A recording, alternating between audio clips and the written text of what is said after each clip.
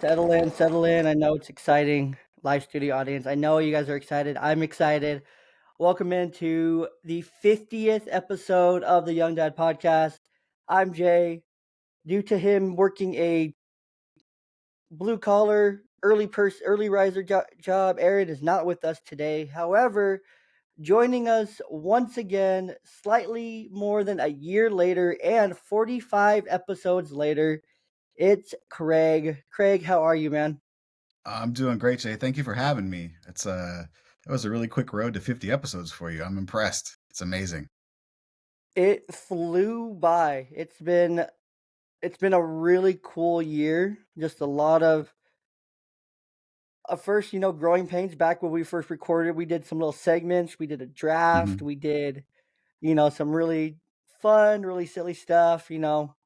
Uh, since then we've changed. We've talked to just a ton of people, ton of different people, men, women, dadcasters, regular parents, social media dads, just all the different kinds of dads and some moms, business owners, and all these different people. And it's been a wild and crazy ride to 50.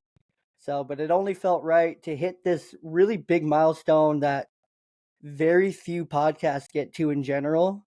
Mhm. I want to say it's, I don't know, 5% actually get to 50 or more.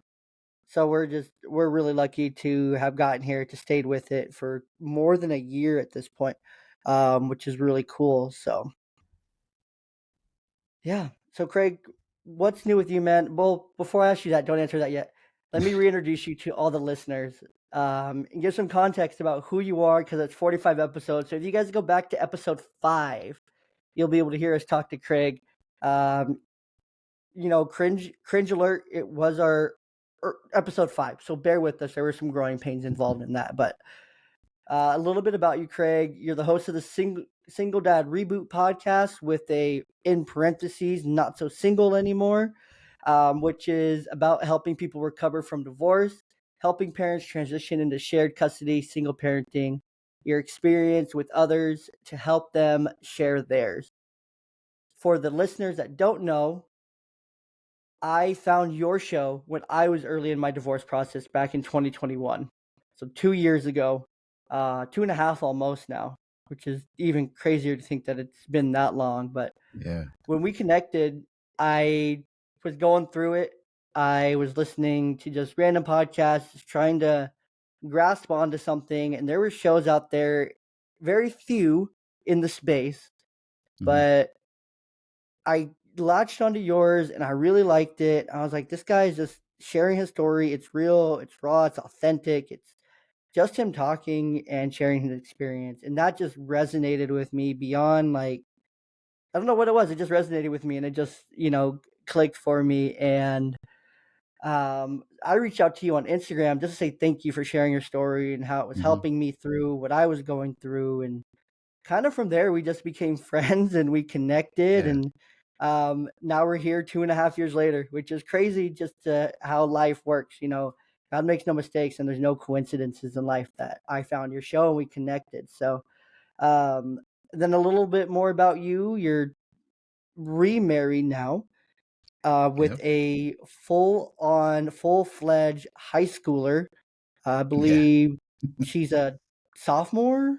Yeah, she just became a sophomore. Gosh, I think this is the second week of God, school, so last week was her first week as a sophomore. 15 years old. yeah, It's competitive soccer player. Yep, that's her Dude, first she's love. a freaking baller, dude. She's a baller. Yeah. I watch her posts with her and stuff from your account, and this kid's a freaking baller, dude. She better go. Yeah, If she's not going D1, then D1's nuts. Um, yeah. I hope so because college is not cheap, so no, any kind of financial help I can get, I will take. heck yeah. But no, she's great. It's crazy to think that I met you back when she was in middle school, Yep.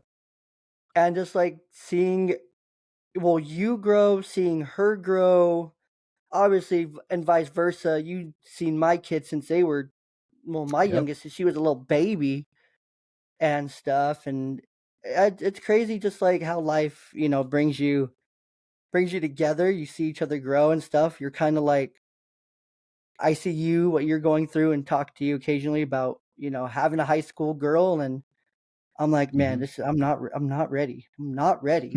Um, I'm not either, and she's already there, so so yeah, man, it's just so good to see you. So catch us up on life for you. What's been going on? What's new? Um, I have the sun blaring in my eyes, so talk, and I'm gonna close my blinds here. gosh, I think, so much has happened since the last time we spoke. Unfortunately, you mentioned the 50 episode milestone, and unfortunately, I'm one of the ones that did not hit 50. I think I'm stuck in the 30s, early 30s. But good news there. I'm planning on picking that up back soon. So we'll be pumping more episodes out there. I've been spending a lot of time writing on Medium, actually, trying to work Okay. on my blog and build that up. Still just trying to get the message out for men, women, anybody struggling with divorce, and especially the single parents. Just I figure the more I share and get myself out there, the more it'll inspire to do others, like it did for you, which is exactly what I was trying to do. So it's really good to hear that I helped you out in that way. Just continue to do that. As we were talking before the show, I just had a vow renewal with my wife. I've been married for 2 years now, about 2 years and a month. So she lives in the Dominican, and we all got together with her family down there because we didn't want to do it when we got married 2 years ago because of the pandemic. We didn't want older family members flying all around the country and the world to come out. So when things settled down, we scheduled that. We had an amazing, fun filled week. My wife planned everything on her own. She's totally type A and on top of everything. We had people coming in from all over the world, and she set up, day trips for everybody to see the sites for the week they came to visit. And the wedding and everything went off without a hitch. So, and I think she might have actually decided on a career path based on that. She's going to look more into event planning and things like that. So Heck it ended up yeah. being a lot bigger than we thought. Heck yeah. So is she still down there in the DR, or is she stateside with you? We're still working on the citizenship. Okay. We're mostly through it now. We're just waiting for her to have her interview with the American embassy down there. We're just waiting for them to schedule the appointment. So hopefully by the end of this year, early next year, it'll be wrapped up and she'll be here full time. But she's here right now. We usually go back and forth every couple months. We try not to spend more than a month apart. Okay. For sure. Just curious. So what's that like? Like being married, going through all that, like for you guys? Because that's something totally different.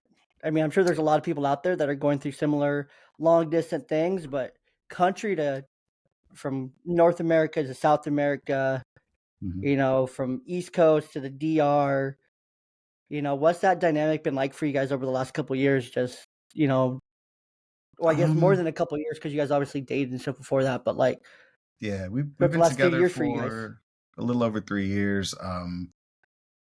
It's hard, man. The distance. I guess you don't think about it when you're in a relationship, and you can just kind of pick up and go see somebody whenever you want. We obviously don't have that because we have to make plans. Like, I have the daughter. She doesn't have any kids. She's never been married before. I have, but just responsibilities around here. Like if I want to go there, I've got to, set up somebody to watch my dog. I've got to make sure that nothing big's going on with my daughter in terms of activities or stuff, and that I don't have her that particular week when I go. But then too, just it's weird. Like so, social media and cell phones and all this stuff are great because they bring us all closer together, but it doesn't substitute for actually being there with somebody physically. So we decided early on that we were going to try and see each other at least once a month. So we've been sticking with that, and that's helped. But I couldn't imagine what it would have been like if we would have met and been together prior to the pandemic, and borders and stuff were closed, and we wouldn't have been able to see each other. That would have been super tough. And we're both at the point now. I mean, we've been together for 3 years, and married for the last two. We're just both at the point where we're just sick of the distance. Like, obviously, I don't mind traveling out to the Dominican because it's the Dominican and it's amazing there. Yeah, But true. it'd just be nicer just to not have to travel so much. Just Yeah. be able to see her whenever I wanted to.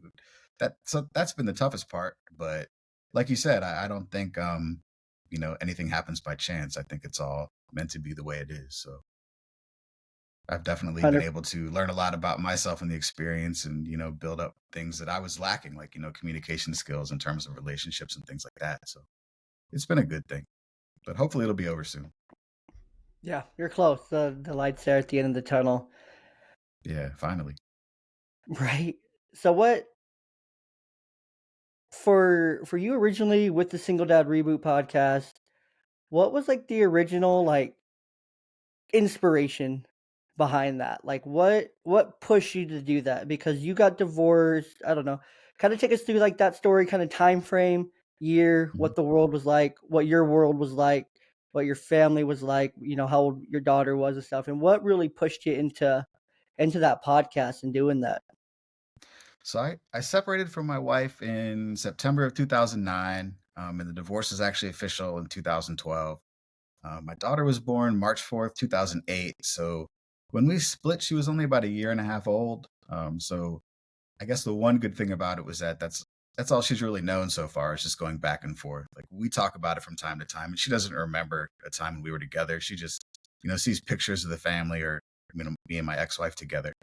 But when I'd say probably for those first 2 years, from 2009 to when things were finalized in 2012, that was like the worst time for me. I think 2010 was probably one of the worst years of my life, just in terms of going through the divorce, adjusting to being a single parent with shared custody, just the emotional damage that divorce causes. And I kept looking around trying to find um, anybody that might know anything about divorce or being a single parent, and I was the first person in my group of friends to get divorced. Um, Social media wasn't as big back then with Instagram. I mean, there was Facebook, but not really Twitter so much. It wasn't really taken off. You didn't What's really know how Twitter? to find other people. Pardon me? What's Twitter? It's isn't it something different now? Oh, I'm sorry, X. X. Yeah, we gotta be PC. My bad. It's all good. I'm just messing with you. Anyways, go ahead. I know. But so we didn't like I didn't really have anybody else to reach out to, and it was something where it was hard talking to other people because they didn't really understand. And even though your friends wish you well, if they haven't been through the situation themselves, it's just not the same. You want to try and find somebody that will relate to you. So when things started to clear up for me in 2011, 2012, I was just kind of thinking to myself, wow, wouldn't it be a good idea if there was just a group for men to reach out to, or, anybody? Because I was another thing I was looking around and seeing mostly help for women too. Um, and just men being that we don't want to share our feelings and we need to do that more. I just thought, well, maybe I could sort of be a bridge to that. So I actually ran through a couple of like, free WordPress blogs that I started and never really successfully got off the ground. And then the end of 2019, I was coming out of a pretty bad breakup with a girlfriend I was dating. And I just decided, well, I guess it's kind of now or never. So I picked up with Instagram. I got my own webpage, www.singledadreboot.com. And then in May of 2020, I decided, maybe it's time for a podcast. And that was when I started, pumping episodes out because I figured the more places I put myself, the more easy it was going to be for people to find me. And I just figured that, there's definitely a need for it. As you were lucky enough to come across me, or I should say, I was lucky enough to have you come across me. So it just kind of took off from there. I got off to a really good start, and then just I don't know, life the last year has been kind of hectic and crazy, so I've just sort of lost my way with that. But I'm jumping back into it this year. I love that, man. So it just kind of happened just because you wanted to find something and there was nothing, and someone had to uh someone had to do it, so you just took that on your shoulders and took on that load. So, and I think it's really interesting, like for context for people. Now we know the divorce rate, currently in 2023, stupid high, crazy high. Yeah. Um, so I want to give some context to people hearing like, oh, you were the first one in your friend group to get divorced, and it's like everyone in my friend group's divorced now, pretty much. Like everyone's been through one, Oh or wow. everyone's been through like, it's like 1 in 2. It's like something crazy. It's ridiculous. But Mm, back then in 2010, we're thinking just 12, 13 years ago, we're looking at about a one third divorce rate. So significantly lower, about yeah. 17, 18, almost 20% lower than what it is today, which is crazy to think about that it's only 10 years later. Right. It's crazy. I mean, it now when I was going around, it wasn't so common that you would meet, divorced single dads, especially. But now you see them all the time, and even in my daughter's friend group, there's some that play soccer with her. some that are actually going through divorces, right now, sadly. Mhm. But it's becoming more of a common thing, and it's kind of sad too at the same time because you hate to see 100%. people get hurt, but it's it's a part of life. It happens to more people than it should, but there's not much you can do about it. 100%. And for more context, even back then, like 2010, like you're thinking kind of just what like our political landscape was. Like we were coming out of the recession. We Hmm. were on the other end of that. We were just as a country, we were still in Middle East conflict and all Yeah, these things were going on in the world. You're really thinking about it, like mental health was not at the forefront of really anyone's mind, any men's that's mind, right. especially in 2010. Like there's been a massive shift, not nearly enough. Oh yeah, It's probably very steadily increased, 1 to 2% more and more over time as we get into today. I feel like now, like you and I are like in those circles, like on social media that like talk about men's mental health because that's the circles that we're in, that we're a part of, that we're actively talking about. But generally, it's still not that big. But you think 2010? There's no way. yeah, Like we were still saying like, oh, that's and oh no, like using different slurs as just jokes and things like that. Crazy yeah. different It's night and day. landscape and Yeah, stuff. And so it's for context, like it wasn't common as it was. Like I remember in right. 2010, I don't remember a lot of my friends really being divorced, going through divorce, anyone talking about the divorce. If someone mentioned divorce and like a teacher got divorced or was getting divorced or like a youth leader, someone was getting divorced, it was like, what? A divorce? Like, how could they Yeah, kind of thing? It was still those very because the early 2000s, like it was still, carrying over from the 1990s where it just was like, work through your shit, get through it, figure it out. You yeah, know, divorce isn't an option, and then it's slowly, more.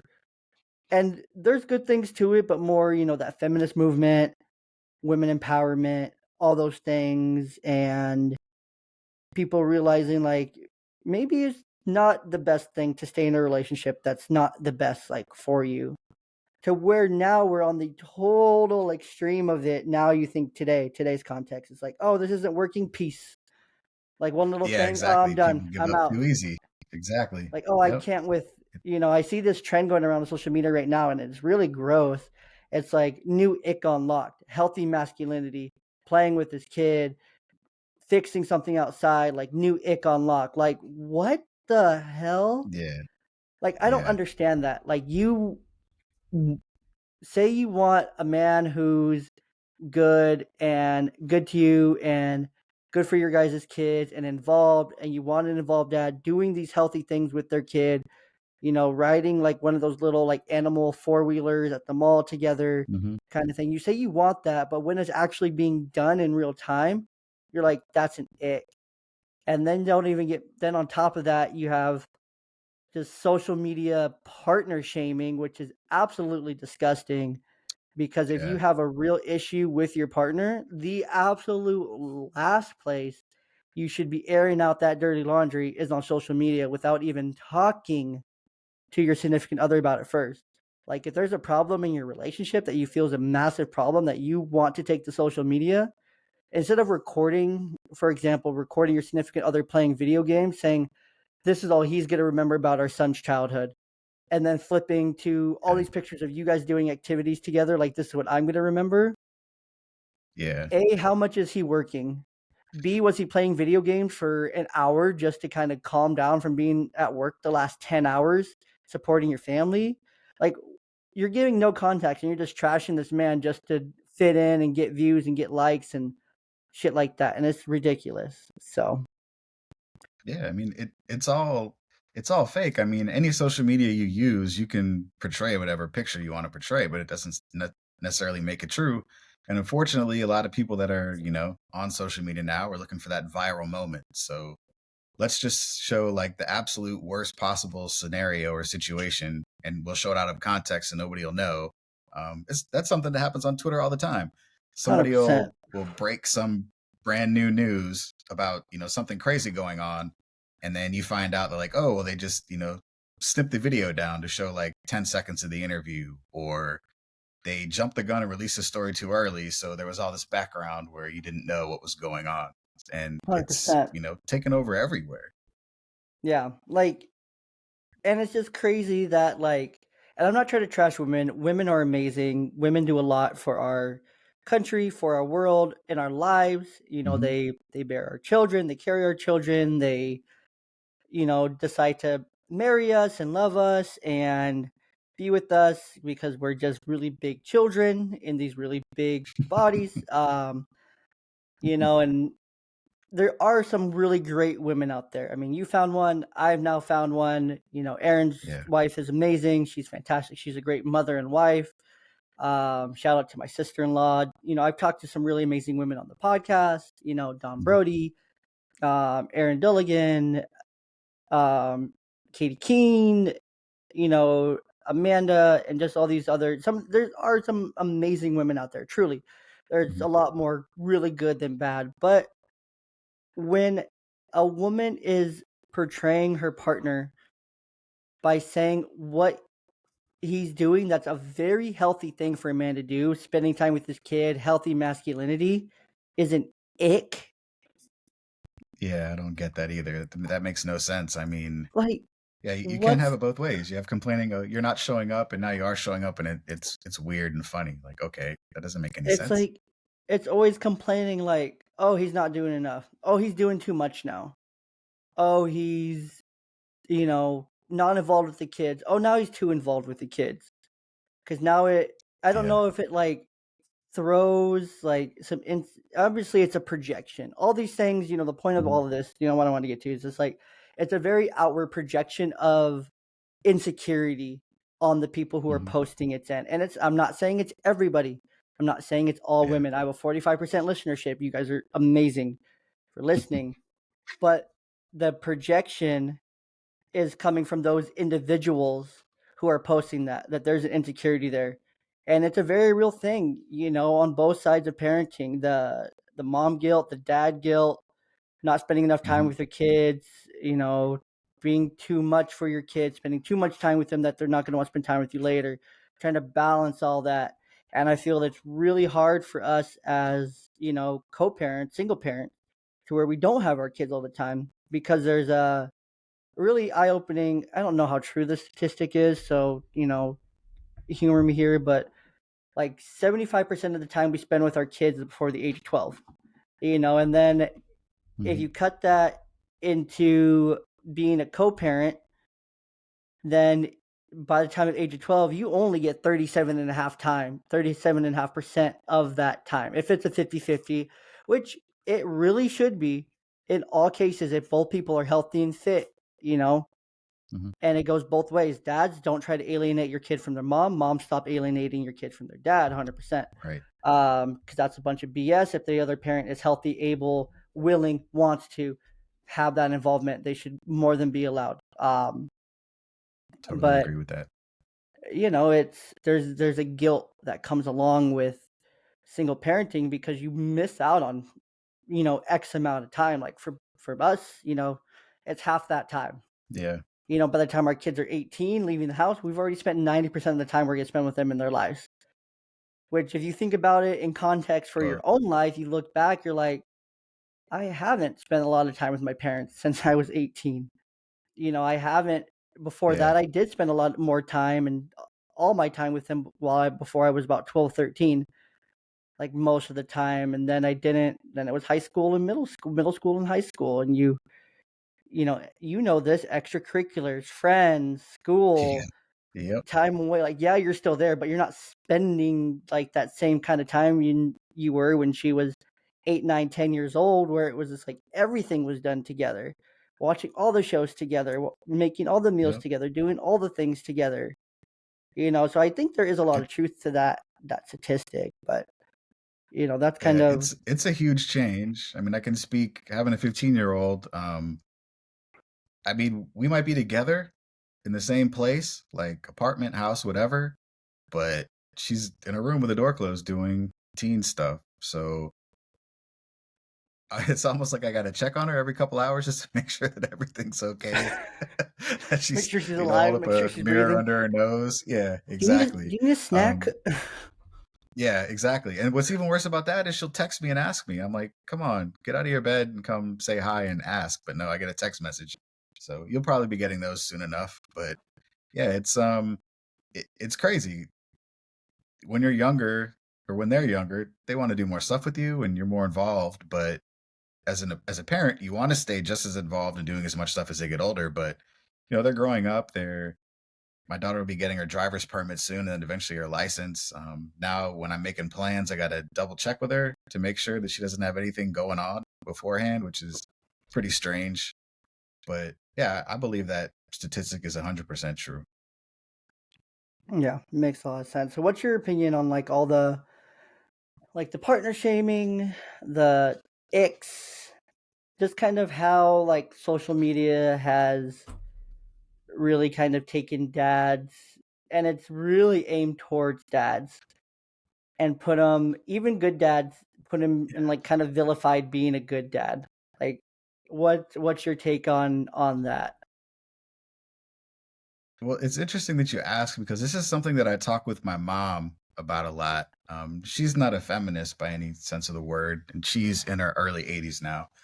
So if we watch a movie and the lead character is a woman and it's an action movie, she gets like super excited, like, oh, it's good to see a woman, kicking ass and taking names. And then we'll talk about, the other side of the dynamic. And I think a big part of the problem with the partner shaming is if you look back historically at things like commercials and even movies and things like that, there's usually the ideal family is somebody with like a buffoon for a dad. Like if you look at like any of the National Lampoon Vacation movies, for example, Clark Griswold, Mhm. he, is he a good dad? Absolutely, but they portray him as like a buffoon. Or if you watch, a lot of commercials nowadays too, the husband is generally just portrayed as some guy that's not too bright, maybe not the best looking person. He's just kind of buffoonish, I guess. And I think that that's just sort of caught on and bled into real life, like a lot of movies and popular culture does. And I I hope this friend isn't listening, but they have sort of he has this relationship with his wife where she kind of makes like snarky comments and is super sarcastic. And we're all laughing and joking, but my wife and I were actually talking about this a couple weeks ago after we hung out, and it was like, man, that's really got to be wearing my friend down. Like his wife doesn't really ever say anything good about him, but he's a good dad, and they don't have any marital issues, at least that they show to us. And you never know what's going on in a relationship. But I see him and his relationship, and then I see it makes me think of other people when I was younger, and friends' moms would do the same kind of things with their dads. Um, and it was just kind of weird. It's like I would never do that to my wife, and he never does it, back to her. So Mhm. it's just sort of like society's just kind of gotten in this rut where this is how men are portrayed, this is how they are. We just need to accept it. And when you and I can even point to another picture when I was going through my divorce.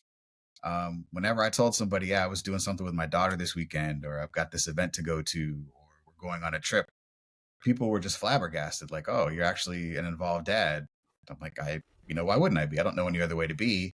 Like, I remember 100%. dating people and them almost being offended that I couldn't make time to date them because I had, responsibility of having a kid. And now it's like not as big of a deal. Nobody really cares. It's sort of expected, which is good to see society shift that way.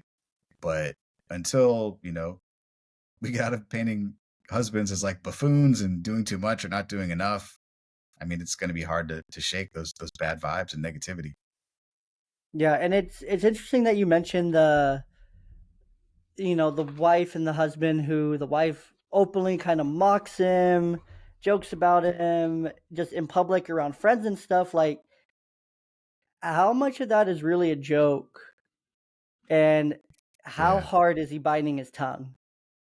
Because I've yeah, been there. I've been there, like myself, like in my first marriage, like where it was a lot of that, where it's like she would say whatever she wants about me to whoever she wants, and like I would call her on it, and she would get so mad that I would be like, "Can you keep these issues between us?"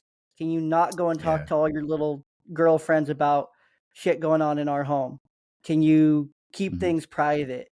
Can you not go and, run off and go call your mom or run off and go to a friend's or something? Can you like actually talk about, the issues with me before you go and try to talk to someone else about them?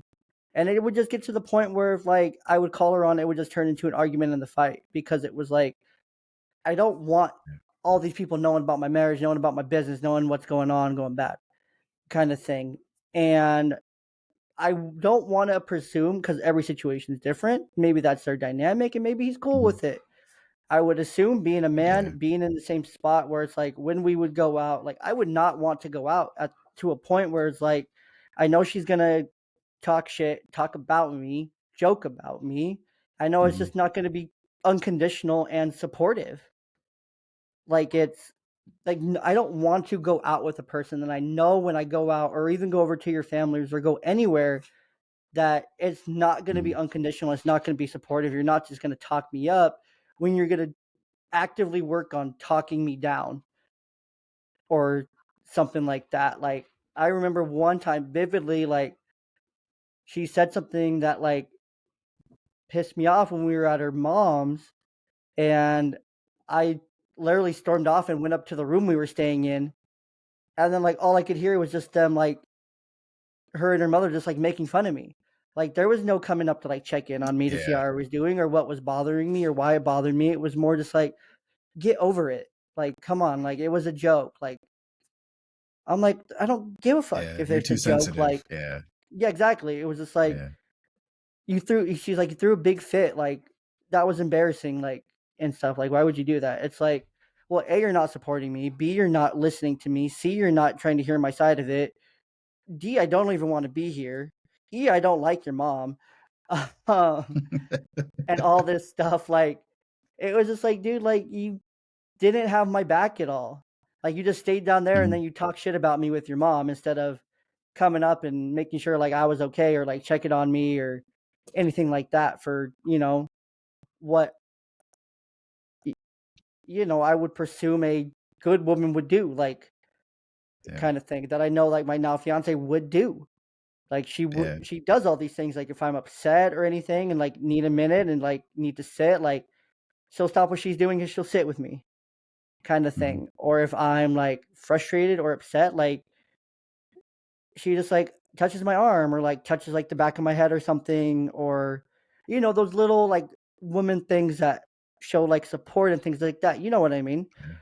Yeah. That they know that they're telling you without telling you, like, "I'm here for you, I'm right here, like, I got you, don't worry," kinda thing. And my fiance is great at that. She's absolutely amazing at stuff like that. Um, and Yeah, I so think it's it's just also interesting to I don't think people realize that if you're constantly being snarky or sarcastic, even if it's as a joke, I mean, I think it all adds up eventually. Because 100%. if you keep saying the same thing over and over, you keep thinking the same kind of thought, eventually you're gonna believe it. And you really reach a problem if the other partner doesn't speak up about it, you know? Like I don't know if my friend speaks about it behind closed doors or whatnot, but um, with us he never says anything.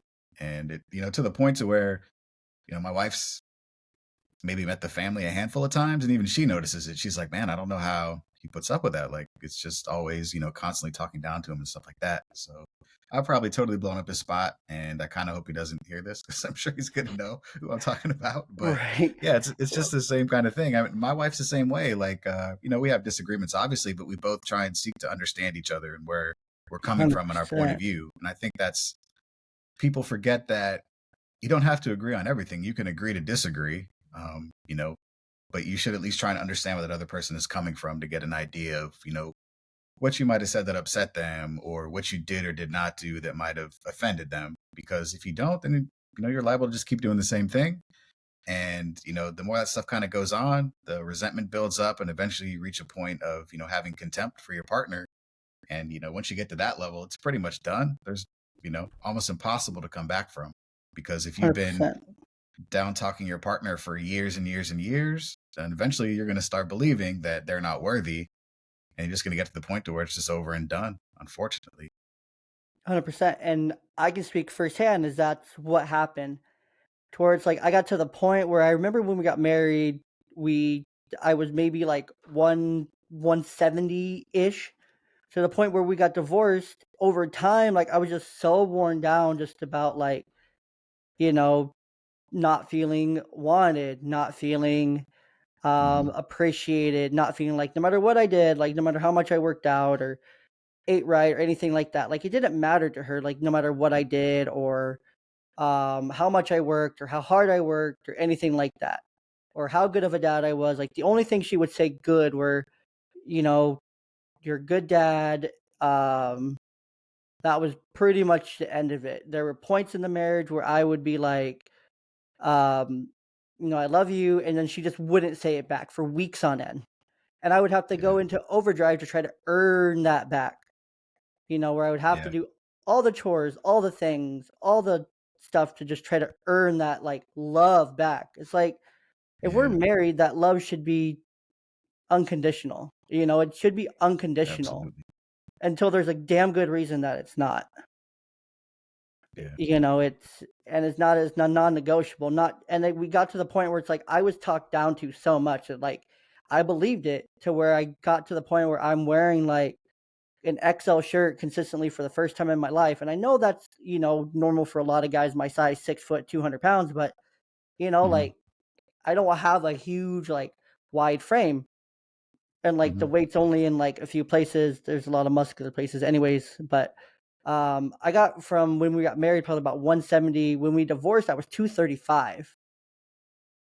The heaviest Hmm. I've been in my entire life, just because I was so worn down.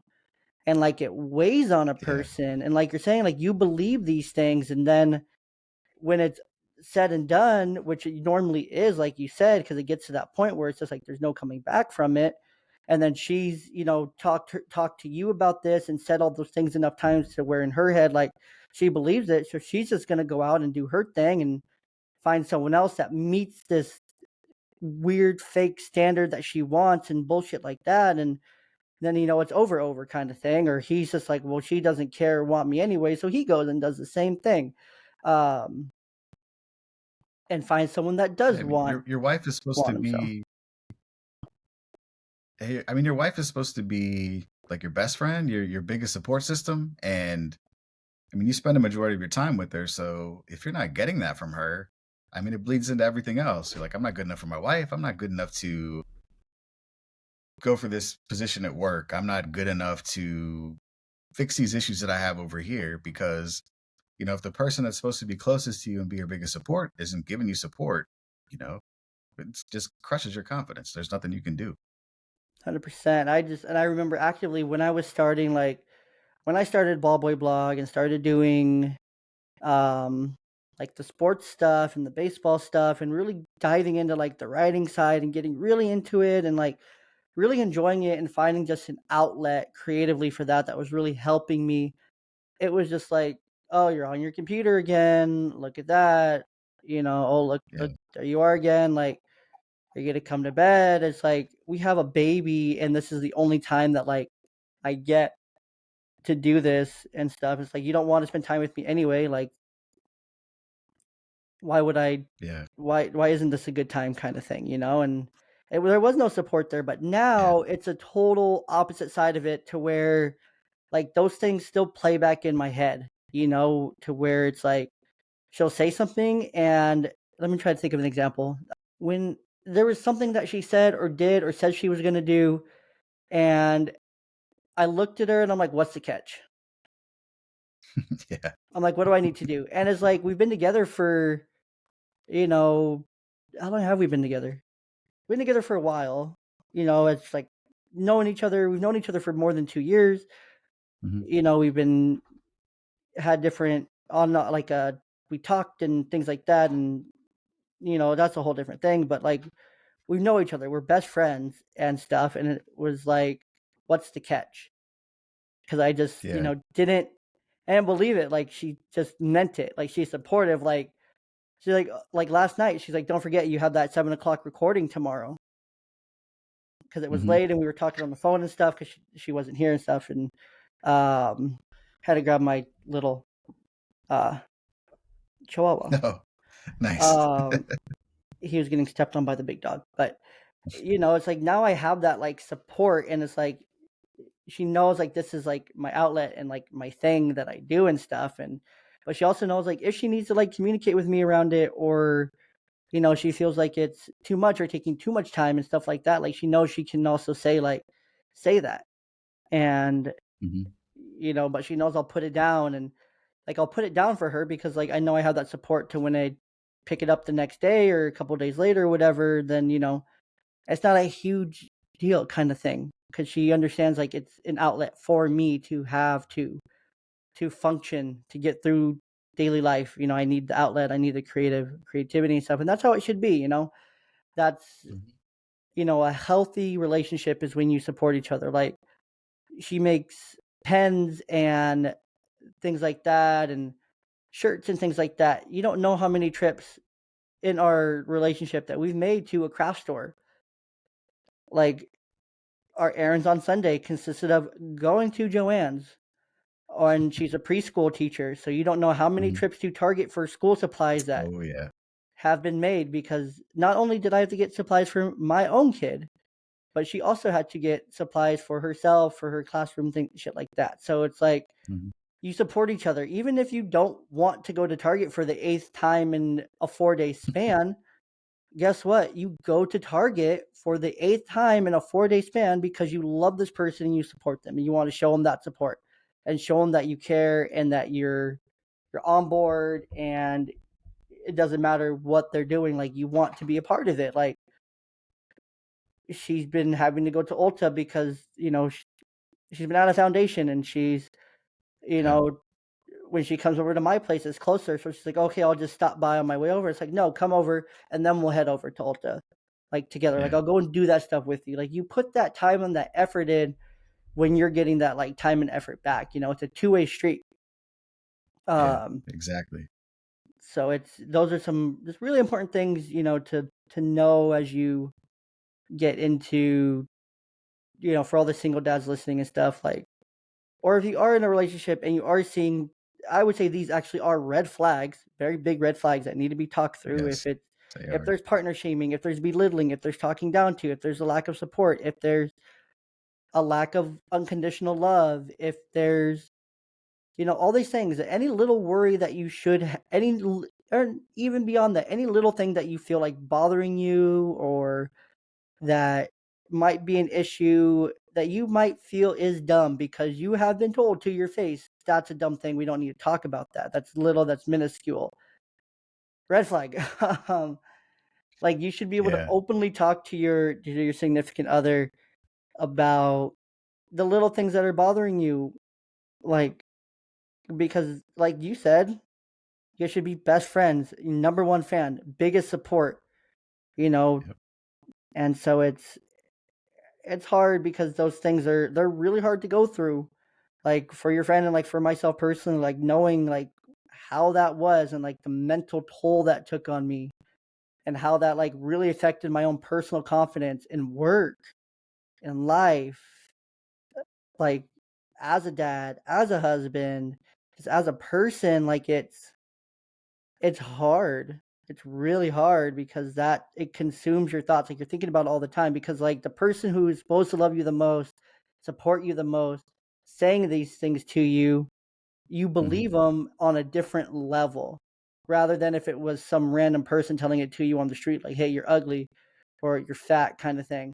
That you can let roll off, but when it's your spouse telling you anything along those lines, maybe not that directly, but just negativity and pouring this negativity into you and talking down to you, belittling you and stuff like that, like it holds just so much weight. Oh, yeah. I think too, it's also our responsibility as well to actually speak about it too. Like I know the way I used to be, um, I would just let things sit and fester and I wouldn't communicate them. And there was times where I did, and this isn't just, with my ex-wife, this is other people that I've dated after and had relationships with, where somebody would tell me, you're not vulnerable enough. You don't really open up and share how you feel. And then I would get angry or upset about something. and then I would try and express it, and then I would immediately be belittled and told that it was not a big deal, similar to what you were just mentioning. But I think you need to realize, man or woman, if you don't feel like you're getting the respect that you deserve or require, you should be vocal about it. Um, maybe your partner won't listen, maybe they'll try and gaslight you or talk down to you, but whatever was done that makes you feel a certain way is valid. That your partner might not agree with you, but that doesn't mean that you can't discuss it and get it out and say, hey, this bothered me. This is why it bothered me.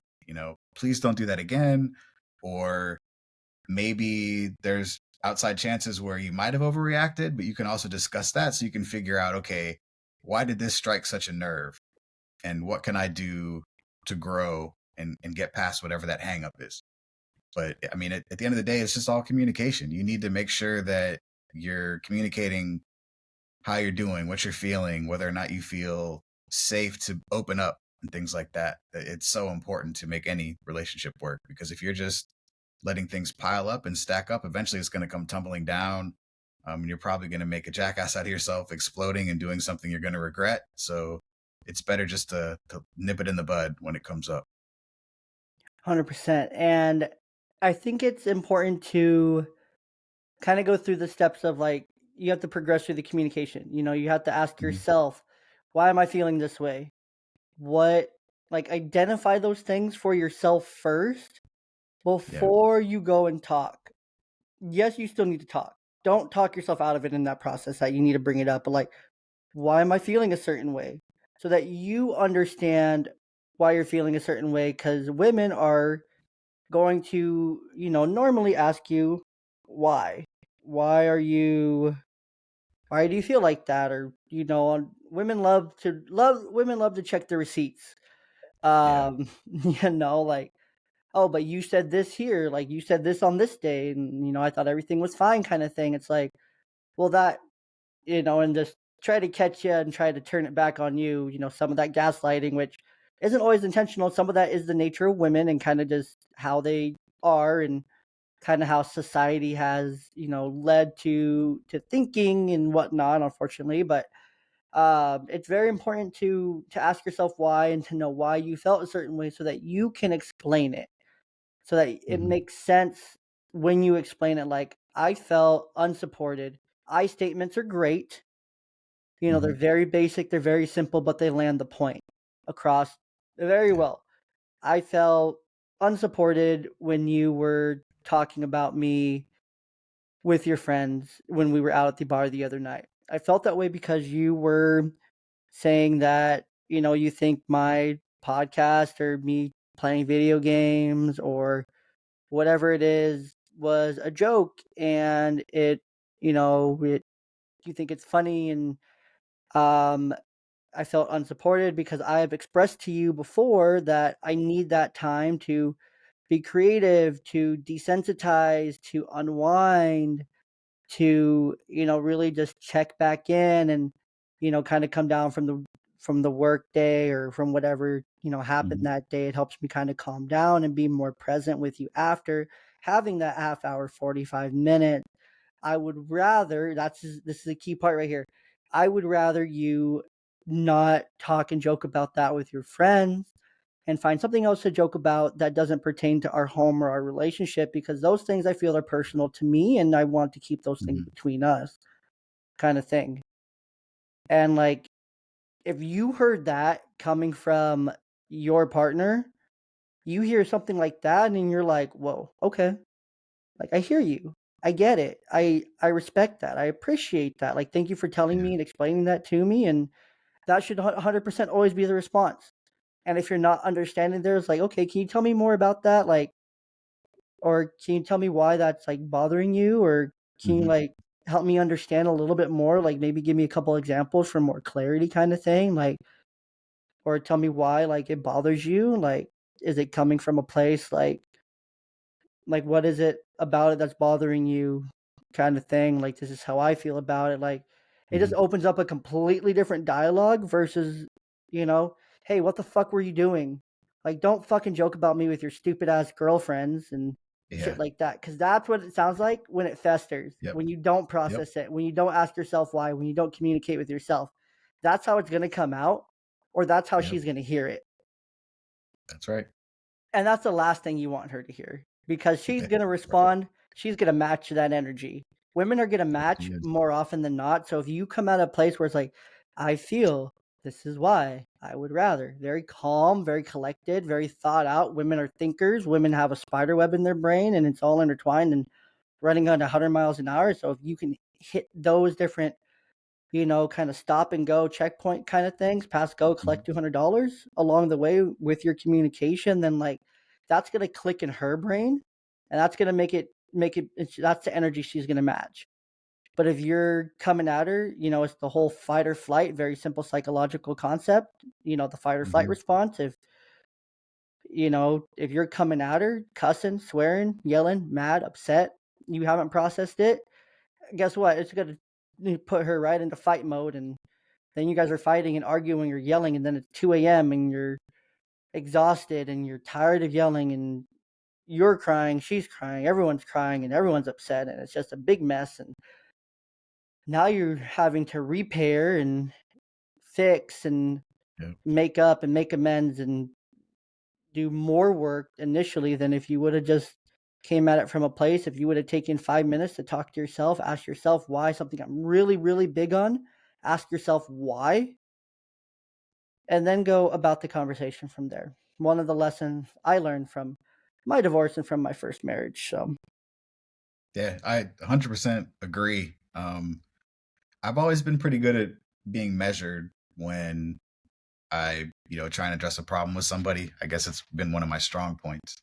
But yeah, I absolutely agree. It's better if you kind of self-reflect at first and, figure out what's going on inside your head and inside your heart before you, I guess, start accusing people and pointing fingers. I mean, we're all humans. We all make mistakes. There are some times where you do overreact. Sometimes somebody might say something as a joke and it hits you the wrong way. I mean, it's just part of being alive and, having any kind of social interaction at all.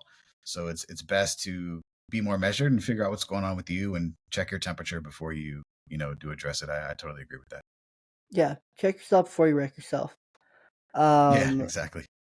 so Craig, to wrap us up here, we've been going for a while here, and we could catch up all day. We got plenty to talk about. There's plenty Yeah, of we do. topics that we didn't even touch talking about 50-50 or anything like that, or Yep. really anything in the divorce process or anything like that. But we talked about some of the other things like relationships and red flags and some really good stuff, partner shaming, icks, and that stuff that needs to 100% stop. And don't take that personally because it's not a reflection of all men. It's not a reflection of all women. It's an outward Hmm. projection of an insecurity. Always remember that when you see those things on social media, like you said, Craig, it's fake, but it's also an Hmm. outward projection of an insecurity. It's projecting an insecurity onto someone else.